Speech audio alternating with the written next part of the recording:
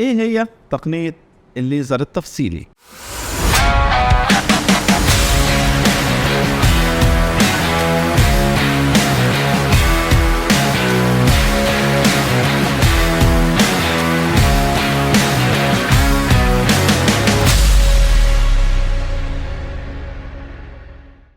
من أحدث التقنيات الموجودة النهاردة في عمليات التصحيح بالليزر هي تقنية التوبو جايدد أو الويف فرونت جايدد ليزك، أو ما يسمى بالليزك التفصيلي أو بصمة العين أو الكونتورا فيجن. عن طريق جهاز معين بيتم تصوير قرنية المريض، بحيث بيتم التعرف على بصمة العين الخاصة بكل مريض، وبيتم التعرف على وجود أي تشوهات بصرية ممكن تكون موجودة بالعين، وبيتم إدخال البيانات دي بدقة في جهاز التصحيح، بحيث بيتم توجيه الليزر بشكل كاستمايز على قرنية المريض لمعالجة أي تشوهات بصرية موجودة إلى جانب تصحيح النظر، وده بيدي المريض جودة رؤية أعلى من الليزك أو الفيمتوليزك التقليدي. مين المريض اللي بيحتاج النوع ده من العمليات؟ بنختار عمليات الفيمتوليزك أو الليزك التفصيلي للمرضى اللي عندهم مقاسات كبيرة نسبيا، أو عندهم ما يسمى بالميكسد أستجماتيزم، اللي هو مزيج بين طول النظر والاستجماتيزم، أو المرضى اللي عملوا عمليات تصحيح سابقة بس حصل تغير في المقاسات أو حصل بعض التشوهات البصرية بعد العملية. التقنية دي موجودة في مصر، وبنقدر نقدمها للمرضى بتوعنا،